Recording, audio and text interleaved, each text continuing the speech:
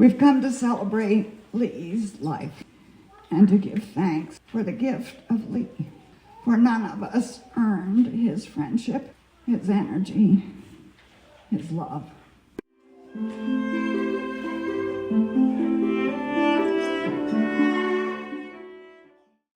For what is it to die but to stand naked in the wind and to melt into the sun? And what is it to cease breathing but to free the breath from its restless tides, that it may rise and expand and seek God unencumbered?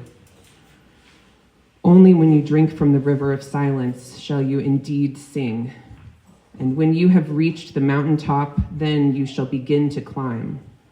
And when the earth shall claim your limbs, then shall you truly dance.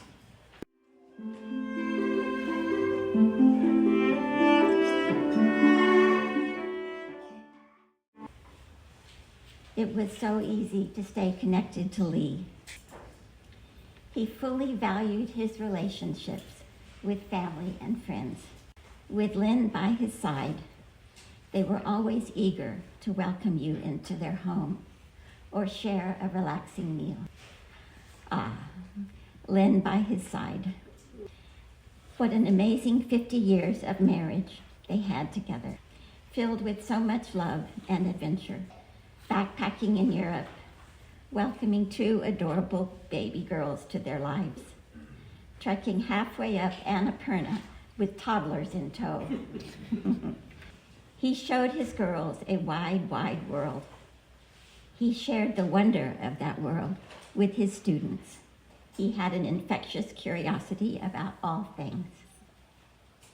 He brought home the best stories from all those faraway places, and his telling of those stories seemed to bring him as much joy as it did any one of us gathered around to hear them.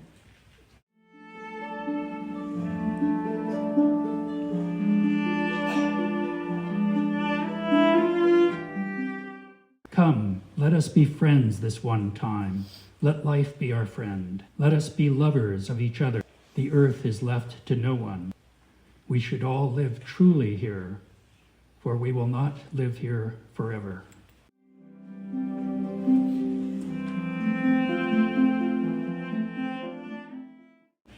A romance seeded in the city of love bloomed back in California and became the foundation of a 50-year marriage that truly entwined their individual gifts into something deeper, greater, and more giving than if they had stood alone.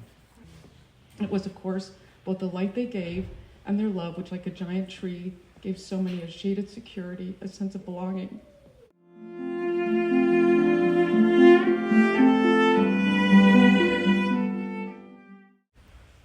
But I have lived and have not lived in vain. My mind may lose its force, my blood its fire, and my frame perish, even in conquering pain. But there is that within me which shall tire torture and time, and breathe when I expire.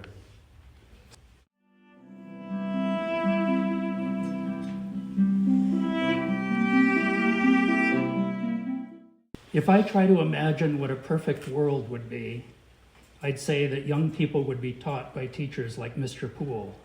I don't know how many hundreds of students he had, but I expect this world has been improved in many unmeasurable ways because Lee became a teacher.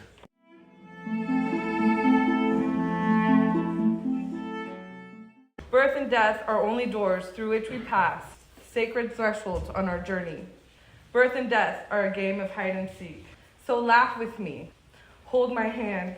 Let us say goodbye to meet again soon. We meet today, we will meet again tomorrow. We will meet at the source every moment. We meet each other in all forms of life.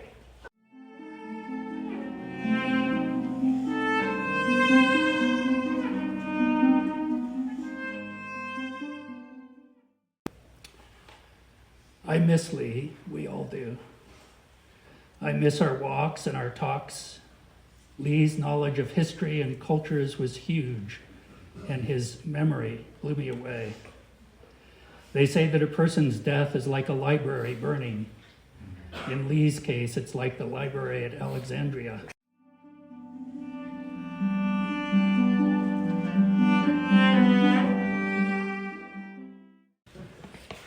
So Lee can hear us now. Okay.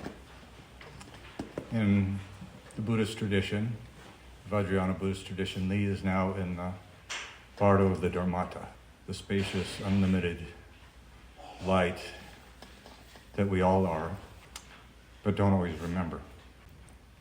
He has the choice to be completely liberated, or more likely, I think, he will choose to come back to be among us, because Buddhism is a recycling program, to continue the way he loves.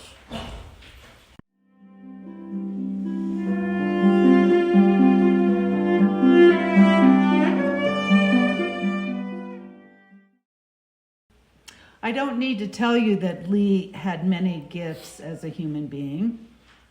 And I also don't need to tell you that Lee was my best friend.